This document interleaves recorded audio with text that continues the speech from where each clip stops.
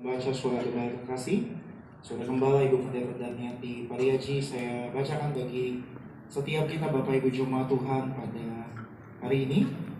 Suara Gembala dengan judul Tangan Tuhan Yesus Memegang Hidup Kita. Mau yang pertama doa pembukaan. Tuhan Yesus, Engkau tahu segala perbuatan dan tingkah laku kami, dimanapun kami berada, dimanapun kami berbaring, dimanapun kami berjalan, semuanya Engkau ketahui. Doa kami agar kami semua selalu berjuang, hidup dalam kekudusan, hidup dalam pertobatan, tidak jatuh di dalam dosa dan senantiasa melakukan kehendak-Mu, agar kami layak menghadap Tuhan dan pesta di kerajaan surga. Dalam nama Tuhan Yesus, haleluya, amin. Lalu yang kedua, apa yang harus kita lakukan untuk kita yakin tangan Tuhan Yesus memegang hidup kita? Yang pertama, selalu kita tenang dan jangan panik. Yesaya 41 ayat 10 dan 13. Terkadang ada kalanya kita diperhadapkan dengan situasi yang sulit, kita dihadapkan dengan tantangan hidup yang pelik. Sebagai manusia pasti kita takut, bahkan tidak jarang jadi tawar hati. Namun Tuhan meneguhkan kita dengan janjinya bahwa Allah menyertai kita.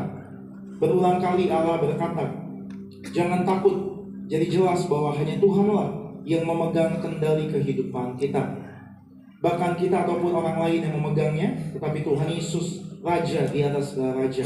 Yang kedua, percaya selama kita bersama Tuhan Yesus maka kita aman. Amsal 19 ayat 21, Pengkhotbah 3 ayat 11. Persoalan dan masalah bukan hanya sedang memperlihatkan betapa lemahnya manusia, tetapi juga untuk menunjukkan cintanya Tuhan Yesus kepada kita. Di balik masalah, kita bisa melihat Tuhan Yesus nyata ada buat kita, membela kita dengan tangannya yang kuat.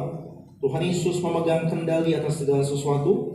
Melalui setiap pergumulan atau setiap peristiwa yang kita lalui, kita harus belajar percaya kepada cara Tuhan Yesus. Percaya Tuhan Yesus akan melakukan bagiannya, dan kita pun harus melakukan bagian kita. Yang ketiga, beriman di tengah goncangan dan terus menyembah Allah dengan berdoa. Matius 26 ayat 41, Filipi 4 ayat yang ke-6. Tak ada seorang pun yang dapat mengetahui apa yang akan terjadi di masa yang akan datang. Oleh sebab itu kita harus datang kepada Allah, menyerahkan segala rencana kita di masa depan, dan terus meminta penyertaannya melalui doa-doa kita. Doa adalah salah satu bentuk penyembahan. Doa adalah bentuk hubungan kasih yang dalam antara kita dengan penyelamat kita dan pencipta alam semesta.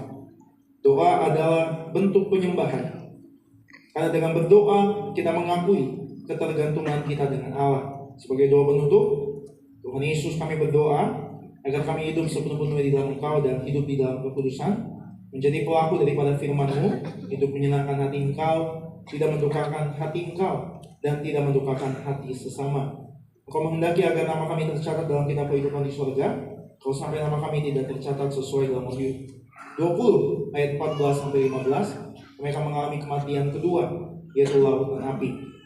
Kami mau bersungguh-sungguh hidup di dalam Engkau sepenuh-penuhnya, dan biarlah Allah Roh Kudus selalu mengurapi kami, memenuhi roh, jiwa, dan tubuh kami. Dan dalam hidup ini kami mau selalu bertobat, belajar dan belajar setiap hari, belajar firman-Mu, mendalami firman-Mu dan melakukannya. Dalam nama Tuhan Yesus kami percaya bahwa kami hidup sepenuh-penuhnya di dalam Engkau, maka terjadilah doa yang Kau ajarkan sendiri, yaitu hidup kami di bumi seperti di dalam surga. Dalam nama Tuhan Yesus, haleluya, amin. Kita boleh kasih tepuk tangan yang dahsyat buat Tuhan.